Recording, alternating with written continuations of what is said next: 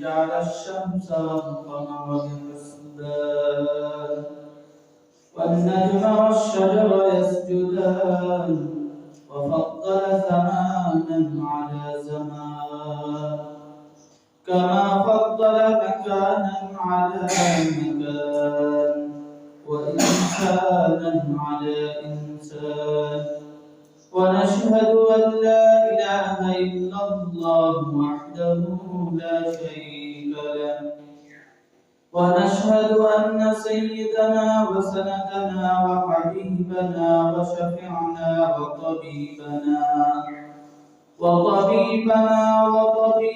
قلوبنا وأولانا ومولانا محمدا عبده ورسوله الذي أرسله الله تعالى بالحق بشيرا ونذيرا وداعيا إلى الله بإذنه وسراجا وقمرا منيرا أما بعد فأعوذ بالله من الشيطان الرجيم بسم الله الرحمن الرحيم ولا تقولن لشيء إني فاعل ذلك غدا إلا أن يشاء الله صدق الله المولانا العظيم وصدق رسوله النبي الكريم ونحن على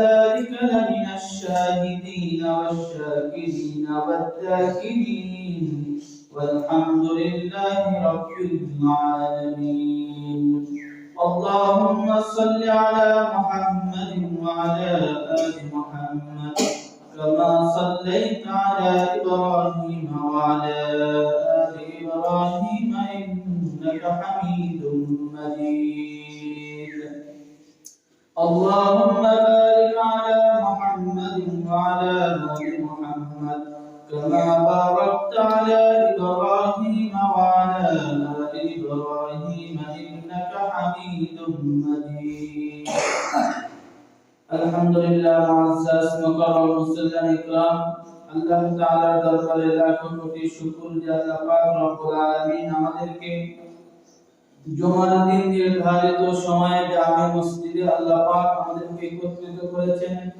আল্লাহ পাকের দরবারে আমরা প্রত্যেকই অন্তরের অন্তঃস্থল থেকে কালিমাতুশ শুকর আদায় করি আলহামদুলিল্লাহ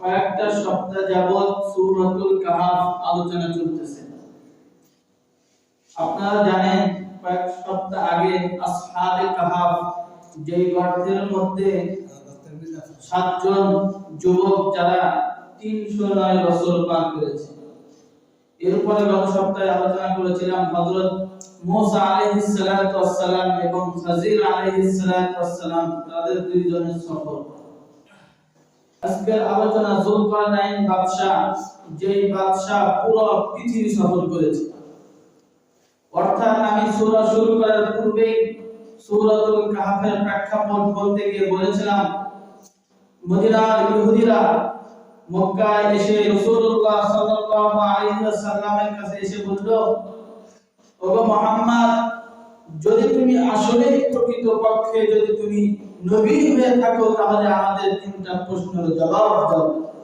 যদি তুমি এই তিনটা প্রশ্নের জবাব দিতে পারো তাহলে ওই সময় আমরা বুঝতে পারবো আসলেই তুমি প্রকৃতপক্ষে আল্লাহর পক্ষ থেকে নবী তো তিনটা প্রশ্ন করেছিল প্রথম নাম্বার প্রশ্ন করেছিল যে রূহ কাকে বলে রূহ কি জিনিস আমরা বলি না রূহ আত্মা এর ব্যক্তি থেকে বের হয়েছে তো এই রূহ কি জিনিস একটা প্রশ্ন দ্বিতীয় নাম্বার প্রশ্ন করেছিল আসহাবে কাহফ তাদের বৃত্তান্ত বিস্তারিত ঘটনা আমাদের সামনে বলো তৃতীয় নাম্বার রাসূলুল্লাহ সাল্লাল্লাহু আলাইহি ওয়াসাল্লামকে প্রশ্ন করেছিল এমন একজন বাদশা আছে যে বাদশা পুরো পৃথিবী সফর করেছে সেই বাদশার ঘটনা যে নাকি পুরো পৃথিবী সফর করেছে বিস্তারিত আমাদেরকে বলো যদি এই তিনটা প্রশ্নের বিস্তারিত ব্যাখ্যা আমাদেরকে দিতে পারো, তাহলে ওই সময় আমরা ধরে নেব তুমি আল্লাহর পক্ষ থেকে নবী। আর যদি প্রশ্নের উত্তর না দিতে পারো তাহলে তুমি ভণ্ড নবী, মিথ্যাবাদী। এই প্রশ্ন করার পরে রাসূলুল্লাহ সাল্লাল্লাহু আলাইহি ওয়াসাল্লাম বললেন, আচ্ছা ঠিক আছে, কালকে আসিও, কালকে এই প্রশ্নগুলোর জবাব দেব। পরের দিন ওই ইহুদিরা ঐক্যবদ্ধ হয়ে রাসূলের কাছে গিয়ে বলতেছে আজকে প্রশ্নের উত্তর দেব। রাসূলুল্লাহ বলেছিল আগামীকাল প্রশ্নের উত্তর দেব, কিন্তু রাতে ওহী আর আসে না, জিবরাইল আমিন আর ওহী নিয়ে আসে না। রাসূল এখন প্রশ্নের উত্তর দিতে পারতেছে না। তারপরে বলছে আচ্ছা ঠিক আছে, কালকে আসি। পরের দিন আবার সেই ইহুদিরা প্রতিদিন রাসূলের সামনে গিয়ে বিশৃঙ্খলা সৃষ্টি করে, কিন্তু রাসূলুল্লাহ সাল্লাল্লাহু আলাইহি ওয়াসাল্লাম প্রশ্নের উত্তর আর দিতে পারতেছেন না। এইভাবে 15 দিন চলে গেল। মদিনার ইহুদি এবং মক্কার কাফির মুশরিকরা তারা মানুষের কানে কানে বলাবলি শুরু করে দিল, আসলে সে একজন মিথ্যাবাদী, সে প্রকৃতপক্ষে আল্লাহর পক্ষ থেকে নবী নয়। কারণ তাকে প্রশ্ন করলাম, শুধু সে বলে কালকে আসিও, কালকে আসিও। এভাবে 15 দিন চলে গেল। আল্লাহ পাক তাকে ছেড়ে দিয়েছে, আল্লাহ পাক তার প্রতি আর কোনো ভ্রুক্ষেপ করতেছে না, তিনি আসলে কোন নবী নয়। 15 দিন পরে আল্লাহ পাক রব্বুল আলামিন সূরাতুল কাহফের আয়াত নাযিল করে দিলেন। আল্লাহ তাআলা রাসূলুল্লাহ সাল্লাল্লাহু আলাইহি ওয়াসাল্লামের কাছে জিবরাইল আমিন আয়াত নিয়ে আসলো, ওয়ালা তাকুলুন্না লিশাইইন ইন্নী ফাইলুন যালিকা গাদা ইল্লা আন ইয়াশাআল্লাহ। ও নবী, যখন আপনি কোন কাজের ইচ্ছা করেন, ইচ্ছা করা মাত্রই যদি আপনি বলেন আমি আগামী কাল এই কাজটা করব, এই কথা বললে আপনাকে সাথে ইনশাআল্লাহ বলতে হবে। ইনশাআল্লাহ, আল্লাহ যদি চায় তাহলে আগামী কাল এই কাজটা করব। তো আপনি ইনশাআল্লাহ বলেন না, এই ইনশাআল্লাহ না বলার কারণে আল্লাহ পাক আপনার কাছে জিবরাইল আমিনের মাধ্যমে ওহী নিয়ে আসেন। এই কারণে যদি কোনো কাজ করতে হয় তাহলে শেষে কি করতে হবে? ইনশাআল্লাহকে যোগ করতে হবে। ইনশাআল্লাহ, আল্লাহ যদি চাহে আগামীকাল এই কাজটা করব, আল্লাহ যদি চাহে আগামীকাল আমি সফল করব, আগামীকাল হজে যাব, যাকাত দেব, এই বিভিন্ন কাজ যা কিছু করব সাথে আমরা ইনশাআল্লাহ যোগ করব। রূহ কাকে বলে? আল্লাহ পাক এই প্রশ্নের জবাব দিয়ে দিলেন। সূরা বানী ইসরাঈলের আয়াত আল্লাহ পাক নাযিল করে দিলেন, وَيَسْأَلُونَكَ عَنِ الرُّوحِ قُلِ الرُّوحُ مِنْ أَمْرِ رَبِّي وَمَا أُوتِيتُم مِّنَ الْعِلْمِ إِلَّا قَلِيلًا। ও নবী, তারা আপনাকে রূহ সম্পর্কে প্রশ্ন করবে, আপনি তাদেরকে বলিয়া দিন, রূহ হলো আল্লাহ পাকের পক্ষ থেকে একটা আদেশ, যা ধরা যায় না, ছোঁয়া যায় না, দেখা যায় না, এমন একটা আদেশের নাম হলো রূহ, যা মানুষের শরীর থেকে বের হলে সমস্ত অঙ্গ প্রত্যঙ্গ নিস্তব্ধ হয়ে যায়। যতক্ষণ পর্যন্ত এই রূহ নামক জিনিস মানুষের ভিতরে থাকবে, প্রাণীর ভিতরে থাকবে, ততক্ষণ পর্যন্ত মানুষ এবং সমস্ত প্রাণী তাদের সমস্ত অঙ্গ প্রত্যঙ্গ নাড়াচাড়া করবে। যখন সেটা শরীর থেকে বের হয়ে যাবে, সমস্ত অঙ্গ প্রত্যঙ্গ নিস্তব্ধ হয়ে যাবে। কাজের যে ফেরেশতা, দুই কাজে ফেরেশতাগুলো অপরাধে চলে যাবে। তাহলে রূহ এমন একটা জিনিস যা ধরা যায় না, ছোঁয়া যায় না, দেখা যায় না, মাপা যায় না, ওজন করা যায় না, স্পর্শ করা যায় না, এমন জিনিসের নাম হলো রূহ। অর্থাৎ আল্লাহ পাকের পক্ষ থেকে একটা আদেশ। তাহলে একটা প্রশ্ন জবাব রাসূলুল্লাহ সাল্লাল্লাহু আলাইহি ওয়াসাল্লাম ওই মদিনার ইহুদিদেরকে বলে দিলেন। তাহলে দুইটা প্রশ্ন জবাব হয়ে গেল। একটা হলো আসহাবে কাহফ বলেছিলাম, আর একটা রূহ কাকে বলে আল্লাহ তাআলা জানান দিলেন। রূহ হলো আল্লাহ পাকের পক্ষ থেকে এমন একটা আদেশ, যা মানুষের শরীর থেকে, প্রাণীর শরীর থেকে যদি সেটা বের হয়ে যায়, তাহলে প্রাণী এবং সমস্ত মানুষ এবং সমস্ত মাখলুকাতের দেহটা নিস্তব্ধ হয়ে যায়। এটাকেই বলা হয় রূহ। তৃতীয় নম্বর প্রশ্ন ছিল এমন একজন ব্যক্তির নাম যে পুরো পৃথিবী সফর করেছে, তার নাম হলো যুলকারনাইন। وَيَسْأَلُونَكَ عَنْ ذِي الْقَرْنَيْنِ قُلْ سَأَتْلُو عَلَيْكُم مِّنْهُ ذِكْرًا ওগো নবী, তারা আপনাকে যুলকারনাইন বাদশা সম্পর্কে প্রশ্ন করবে, আপনি বলেন বচিরে আমি তোমাদেরকে যুলকারনাইন সমস্ত ঘটনা তার সফরকাল আমি তোমাদেরকে বলে দেব। কিভাবে তিনি সফর করেছে পুরো পৃথিবী এটা তোমাদেরকে বলবো। কিভাবে সফর করেছে আল্লাহ পাক বলেন, ইন্না মাক্কান্না লাহু ফিল আরদি ওয়া আতাইনাহু মিন কুল্লি শাইইন সাবাবা। নিশ্চয় আমি যুলকারনাইন বাদশাকে সমস্ত বস্তুর উপকরণ দিয়েছিলাম, সব বস্তুর উপকরণ আমি যুলকারনাইন বাদশাকে দিয়েছিলাম। অর্থাৎ উপকরণের দ্বারা মুফাসসিরিন ইকরাম বলেন, যদি সে কোনো কাজের ইচ্ছা করত তাহলে যে কোনো মুহূর্তে একটা কাজ সে করে ফেলতে পারত। অর্থাৎ যে কোনো জিনিস দিয়ে যে কোনো জিনিস বানাইতে পারত, তৈরি করতে পারত, যে কোনো জিনিস তৈরি করতে পারত একেবারে অল্প সময়ের মধ্যে। এই শক্তি আল্লাহ পাক যুলকারনাইন বাদশাকে দিয়েছেন। অর্থাৎ সমস্ত জিনিস বানানোর ক্ষেত্রে এবং করার ক্ষেত্রে যে উপকরণ দরকার সব উপকরণ আল্লাহ পাক যুলকারনাইন বাদশাকে দিয়েছেন। এটাই আল্লাহ তাআলা বলতেছেন, একদিন যুলকারনাইন সফর শুরু করলো। সফর করতেছে, হাঁটতেছে কোন দিকে? কোরআনের ভিতরে দুইটা সফরের দিক আল্লাহ তাআলা বলছেন। একটা হলো যেখান থেকে সূর্য ওঠে এবং যেখানে সূর্য অস্ত যায়। অর্থাৎ যেখানে সূর্য ডোবে সেখানে যুলকারনাইন বাদশা গিয়েছে, আবার যেখান থেকে সূর্য ওঠে সেখানে গিয়েছিল। আরেকটা সফর করেছে, কিন্তু এই সফরটা কোন দিকে এটা আল্লাহ তাআলা বলেন না, তবে সফরের বিস্তারিত বলছে। কিন্তু উত্তর দিক নাকি দক্ষিণ দিক এটা বলে নাই, তবে মুফাসসিরিন ইকরাম তারা বলেন উত্তর দিক সফর করেছে, উত্তর দিক সফর করেছে। তো কি রকম ভাবে সফর করেছেন তার সফরের বিস্তারিত আল্লাহ তাআলা বলেন, হাত্তা ইযা বালাগা মাগরিবাশ শামসি ওয়াজাদাহা তাগরুবু ফি আইনিন হামিয়াতিন ওয়ালাদা ইনদাহা কাওমা। তিনি একদিন সফর করতেছিলেন, সফর করতে করতে যেখানে সূর্য অস্ত যায়, সূর্য অস্ত কোথায় যায়? পশ্চিম কোন দিক? কোন দিক পশ্চিম? এদিক পশ্চিম। সূর্য পশ্চিম দিকে অস্ত যায়। তো যুলকারনাইন সে যেখানে সূর্য অস্ত যায় সেখানে পৌঁছলেন। ওয়াজাদাহা তাগরুবু ফি আইনিন হামিয়া, যাওয়ার পরে দেখলেন সূর্য অস্ত যাচ্ছে এমন একটা জলাশয় জায়গা, কাদা যুক্ত পানি যুক্ত জায়গার ভিতরে সূর্য ডুবে যাচ্ছে। কাদা এবং পানি যুক্ত জায়গার ভিতরে সূর্য ডুবে যাচ্ছে, সেখানে গেলেন যুলকারনাইন বাদশা। যাওয়ার পরে ওয়াজাদা ইনদাহা কাওমা, সেখানেও আল্লাহ পাক রব্বুল আলামিনের পক্ষ থেকে একটা জাতি পাইলেন। সুবহানাল্লাহ। পৃথিবীর শেষ প্রান্তে যেখানে সূর্য ডুবে যাচ্ছে সেখানেও একটা জাতি আছে, একটা কওম আছে, কিন্তু তারা ছিল কাফের। সেখানে একটা জাতি আছে, কিন্তু এই জাতি কি? কাফের। আল্লাহ পাক রব্বুল আলামিন যুলকারনাইনকে বললেন, ও যুলকারনাইন, আমি তোমাকে দুটো অপশন দিলাম, ইচ্ছা করলে তুমি তাদেরকে শাস্তি দিতে পারো, অথবা ইচ্ছা করলে তুমি তাদের সাথে উত্তম আচরণ, ভালো আচরণ করতে পারো। এই দুইটা অপশন আমি তোমাকে দিলাম হে যুলকারনাইন বাদশা। তো যুলকারনাইন সে বলল, আমি সর্বপ্রথম তাদেরকে দাওয়াত দেব, যদি তারা আমার দাওয়াত গ্রহণ করে তাহলে তাদের সাথে আমার ব্যবহার হবে উত্তম ব্যবহার, তাদের সাথে আমার ব্যবহার হবে ভালো ব্যবহার। আর যদি আমার দাওয়াত তারা গ্রহণ না করে তাহলে তাদেরকে আমি দুনিয়াতে ছোট্ট শাস্তি দেব, এরপরে পরপারে আল্লাহ পাকের শাস্তি হবে কঠিন। কারণ দুনিয়ার শাস্তি কি ছোট না বড়? দুনিয়ার শাস্তি ছোট। আপনি জিনা করেছেন, আপনাকে মৃত্যুদণ্ড দিয়েছে, ফাঁসি দিয়েছে, এটা আপনার পরিপূর্ণ শাস্তি না।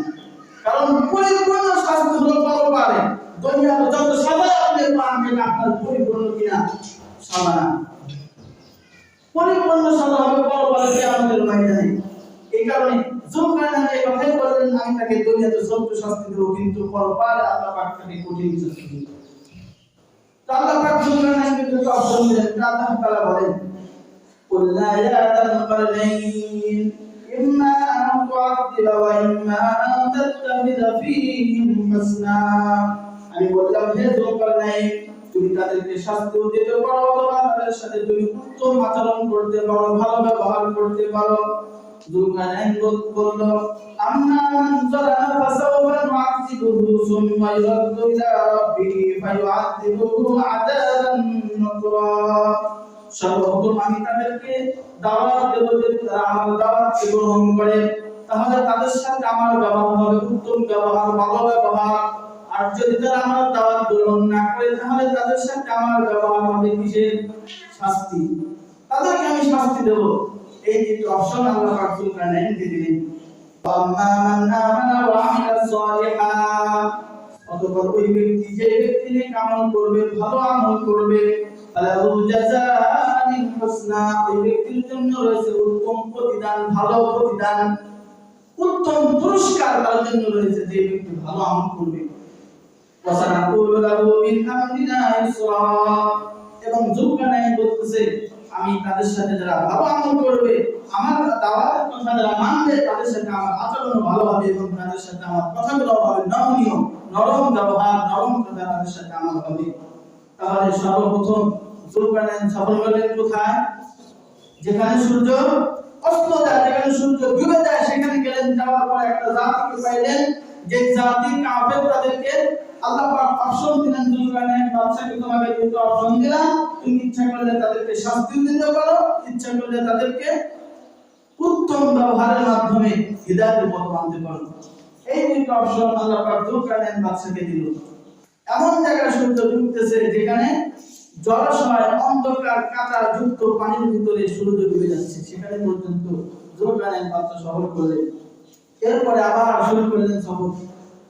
এরপরে আবার পূর্ব দিকে সফর শুরু করলেন। হাত্তা ইযা বালাগা মাতলিআশ শামসি ওয়াজাদাহা তাতলু আলা কওমিন লাম নাজআল লাহুম মিন দুনিহা সিতরা। এরপরে যুবকানাই বাদশা যেখানে সূর্য উদিত হয় সেখানে সফর করলেন। যাওয়ার পরে যাইতে যাইতে সেখানে যাওয়ার পরে দেখলেন এমন একটা জাতিকে, এমন একটা কওমকে সেখানে পাইলেন যাদের এখনো সভ্যতার যুগ পায় নাই, এখনো সভ্যতার যুগ পায় নাই, এমন একটা জাতি সেখানে বসবাস করে যেখান থেকে সূর্য উদিত হয়। মিন দুনিহা সিতরা, অর্থাৎ সূর্যের আলো থেকে যে বাঁচার জন্য ঘর বাড়ি করতে হয়, এই সভ্যতার আমরা এখনো তারা পায় নাই। অর্থাৎ মাঠের ভিতরে তারা থাকে, সূর্য যে সময় ওঠে রোদ লাগা শুরু হয়, আবার সূর্য ডুবে, সারা দিন তাদের উপরে রোদের তাপ তাদের উপর থাকে। একটা ঘর বাড়ি যে করতে হয় এটা তাদের জানা নেই। তাহলে আল্লাহ পাক রব্বুল আলামিন যুবকানাই বাদশাকে পূর্ব দিকে নিয়ে গেলেন, পশ্চিম দিকে নিয়ে গেলেন। যেখান থেকে সূর্য উদিত হয় সেখানে পাইলেন এমন একটা জাতিকে যারা সভ্যতার আলো পায় নাই, সভ্যতা যারা পায় নাই। আর পশ্চিম দিকে যেখানে গেলেন সেখানে এমন একটা জাতি পাইলেন যারা কাফের। সুম্মা আতবাআ সাবাবা, এরপর আবার সফর শুরু করলেন। কিন্তু এই সফরটা উত্তর দিকে নাকি দক্ষিণ দিকে আল্লাহ পাক এটা বলেন। তবে আমি যখন বলতেছি আবার সফর শুরু করে দিল, তো কোথায় গেল? হাত্তা ইযা বালাগা বাইনাস সাদদাইনি ওয়াজাদা মিন দুনিহিমা কওমা, যাইতে যাইতে এমন একটা জায়গায় গেলেন, যাওয়ার পরে দুইটা পাহাড়, অর্থাৎ ডান সাইডে একটা, বাম সাইডে, এই কথাটা এই যে একটা পাহাড়, এই যে একটা পাহাড়, দুইটা পাহাড় পাইলেন। এই যে একটা পাহাড়, এই যে একটা পাহাড়, দুইটা পাহাড়, পাহাড়ের মাঝখানে একটু ফাঁকা জায়গা আছে। হাত্তা ইযা বালাগা বাইনাস সাদদাইনি ওয়াজাদা মিন দুনিহিমা কওমা, এখানেও একটা জাতিকে পাইলেন, একটা গোষ্ঠীকে এখানেও পাইলেন। পাওয়ার পরে লা ইয়াকাদুনা ইয়াফকাহুনা কাওলা, এই জাতি কি বলে যুবকানাই বাদশা বোঝে না, যুবকানাই বাদশা কি বলে এই জাতি বোঝে না, অর্থাৎ কেউ কারো কথা বোঝে না। তাহলে সফর করতে করতে মুফাসসিরিন ইকরাম বলেন এটা হলো উত্তর দিক। এই উত্তর দিক সফর করে একটা পাহাড় পাইলেন, দুই দিকে দুইটা পাহাড়, সেখানে এমন একটা জাতি পাইলেন যে জাতির সাথে কথা বলতে গিয়ে যুবকানাই তাদের ভাষা বোঝে না, আবার যুবকানাইয়ের ভাষা তারাও বোঝে না। মুফাসসিরিন ইকরাম বলেন দুইটা পদ্ধতিতে তাদের সাথে কথা বলেছে। এক নাম্বার ইশারা ইঙ্গিতের মাধ্যমে, আমরা বোবা ব্যক্তি যারা কথা বলতে পারে না তাদের সাথে ইশারা ইঙ্গিতে কথা বলি না, তো যুবকানাই বাদশা তাদের সাথে ইশারা ইঙ্গিতে কথা বলেছে। দ্বিতীয় নাম্বার দুভাষীর মাধ্যমে কথা বলেছে, অর্থাৎ রাষ্ট্রীয়ভাবে যদি আপনাদের মসজিদের কেউ বাইরে সকলে যান, ডক্টর ইউনূস মহারাজ আপনাদের কাকে নিয়ে গেল, তাহলে আপনারা অন্য দেশের ভাষা বুঝবেন না, আরেকজন ব্যক্তির মাধ্যমে তাদের ভাষা তর্জমা করে ব্যাখ্যা করে আপনাকে বোঝাবে না, একেবারে হয় দুভাষা। তো কোন মুফাসসিরিন ইকরাম বলেন এই দুভাষীর মাধ্যমে তাদের সাথে কথা বলেছে। তাদের সাথে দুই ভাষার মাধ্যমে কথা বলেছে। কি কথা বলেছে? তারা বলেছিল ক্বালু ইয়া যাল করনাইন ইন্না ইয়াজুজ ওয়া মা'জুজ মুফসিদুনা ফিল আরদি। হে যুলকারনাইন বাদশা, এই পাহাড়ের ওই পাশে ইয়াজুজ মাজুজ আসে। ইয়াজুজ মাজুজ তারা আছে পাহাড়ের ওই পাশে। তারা প্রতিদিন আমাদের উপরে এসে শুধু আক্রমণ করে, বিশৃঙ্খলা সৃষ্টি করে, আমাদের ক্ষতি করে, আমাদের ডিস্টার্ব করে। ইন্না ইয়াজুজ ওয়া মা'জুজ মুফসিদুনা ফিল আরদ, আরে ভাবনা ফিতনা সৃষ্টি করে। এত ফাসাদ তারা করে, অতিষ্ঠ হয়ে গেছে যে যুলকারনাইন বাদশা। কিভাবে আপনি আমাদের ইবাদত করবেন সেই ব্যবস্থা আপনি করে দেন। ফাহাল্লা জাআলাকা ফারদান, দরকার পড়লে আমরা আপনাকে কিছু টাকা পয়সা দেব। সবাই মিলে বলতেছে আপনাকে বাদশা আপনাকে কিছু টাকা পয়সা দেয়, আপনি এর বিনিময়ে যুলকারনাইন বাদশা আপনি কি করেন? তাদের অনিষ্টতা থেকে, সেই ইয়াজুজ মাজুজের ক্ষতি থেকে আপনি আমাদেরকে বাঁচান, দরকার পড়লে আমরা টাকা দেই। যুলকারনাইন বাদশা বলল আলা আন তাজআলা বাইনানা ওয়া বাইনাহুম সাদ্দা ক্বালা মা মাক্কান্নী ফীহি রাব্বী খায়র। তোমাদের কাছ থেকে আমি টাকা পয়সা চাই না, তোমাদের টাকা পয়সা কিছু আমার দরকার নেই। আল্লাহ পাক যে সম্পত্তি যে শক্তি আমাকে দিয়েছে এটাই শ্রেষ্ঠ, তোমাদের কাছ থেকে আমি কিছু চাই না। তাহলে এক নম্বর এখান থেকে বোঝা যায় যে ইসলামী শাসক হবে, ইসলামী বাদশা হবে, জনগণের কাছ থেকে টাকা নিয়ে রাস্তা নির্মাণ করবে নাকি নিজের পক্ষ থেকে করবে? রাষ্ট্রীয়ভাবে করবে। রাষ্ট্রীয় টাকা দিয়ে সেই রাস্তাঘাট মেরামত করবে। রাস্তাঘাট করে জনগণের টাকা উত্তোলন করা যাবে না। তারা বলেছিল বাদশা যুলকারনাইন আমরা টাকা আপনাকে দেই, আপনি একটা এখানে বাঁধ নির্মাণ করে দেন। কিন্তু যুলকারনাইন বাদশা বলল না, তোমাদের টাকা আমার প্রয়োজন নেই। আল্লাহ পাক যে যা কিছু আমাকে দিয়েছে, যে শক্তি দিয়েছে, এর মাধ্যমে আমি বাঁধ নির্মাণ করব।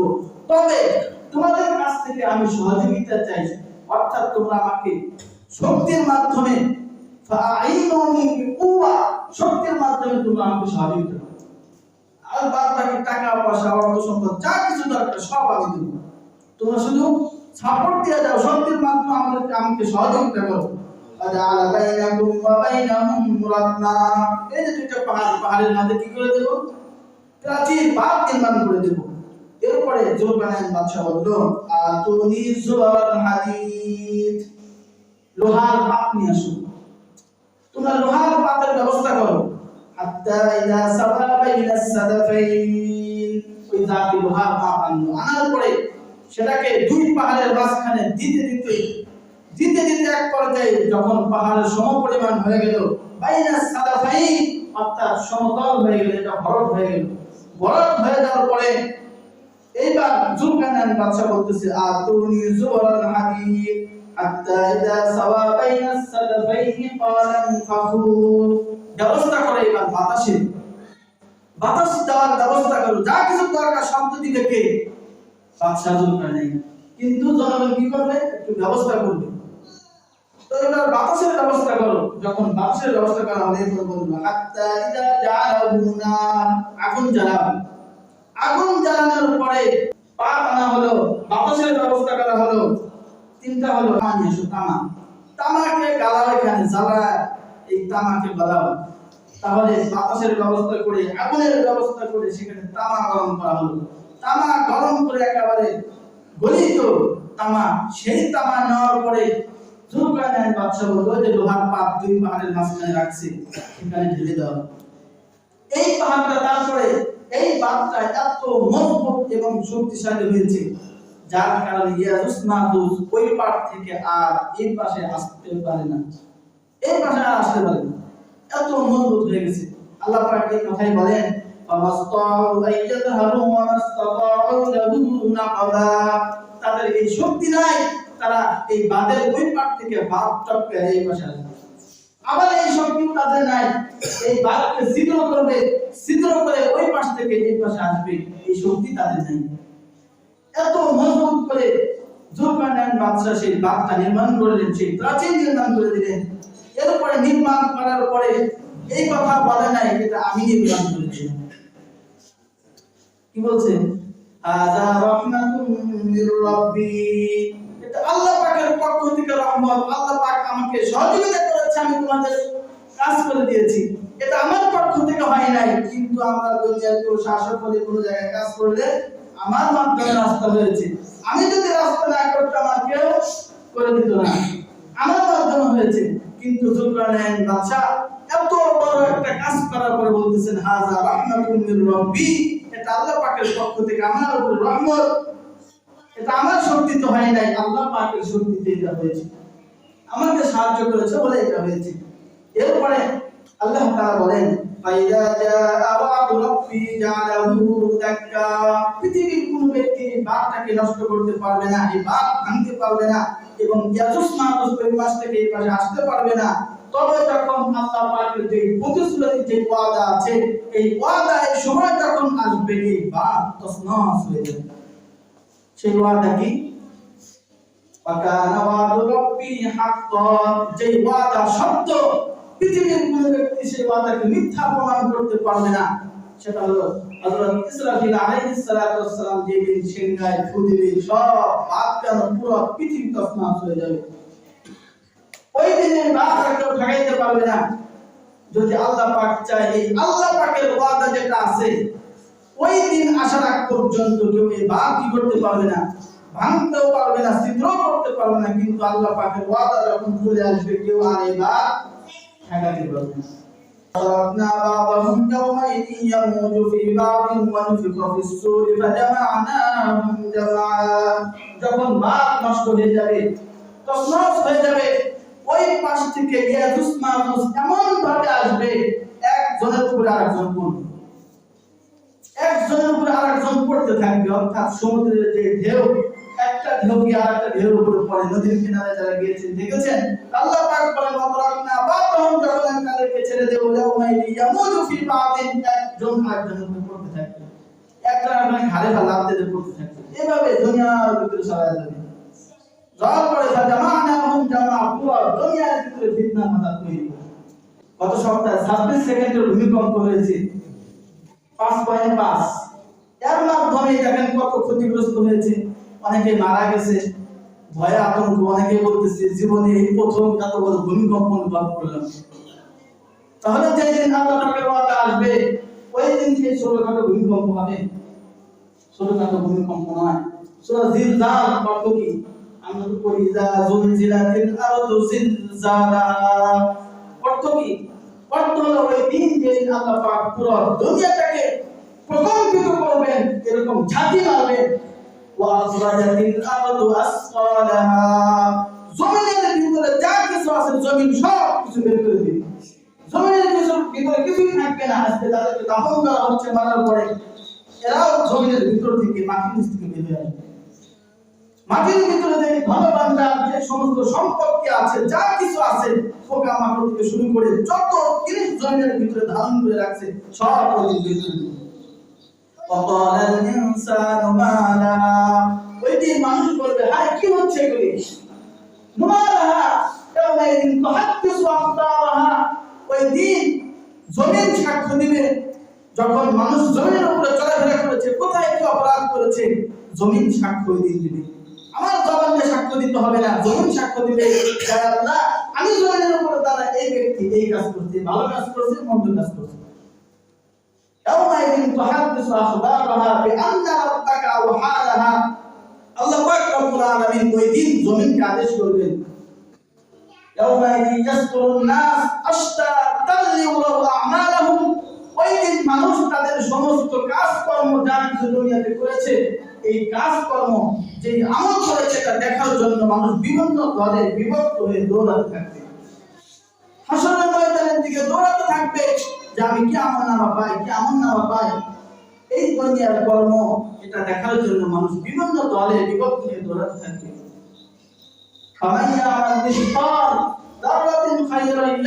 যে ব্যক্তি এক যারা পরিমাণ নেক আমল করবে, ওই দিন সেটা সে দেখতে পাবে। আর যদি কোন ব্যক্তি এক যারা পরিমাণ বদ আমল করে, খারাপ আমল করে, ওই দিন ওই বান্দা এটাও দেখতে পাবে। বিন্দু মাত্র কোনো সন্দেহ নাই। কাল কিয়ামতের ময়দানে রব্বে কারীম তিনি দাঁড়িপাল্লা স্থাপন করবেন। মাওয়াজিনাল কিসত ইয়াউমিল কিয়ামা ফালা তুযলামু নাফসুন শাইআ, কোন কোনো ব্যক্তির উপরে জুলুম করা হবে না। আজকে দুনিয়ার ভিতরে আমার আপনজন হলে তাকে মামলা থেকে 2 দিনের ভিতরে খালাস হয়ে যায়, যদি তাকে না চিনি বছরকে বছর সে জেলখানায় আবদ্ধ থাকে। কিন্তু পরপরে জুলুম হবে না কোনো ব্যক্তির উপরে, প্রত্যেক ব্যক্তির উপরে ইনসাফ ন্যায় প্রতিষ্ঠিত হবে। ওই দিন আল্লাহ পাক কারো উপর জুলুম করবে না।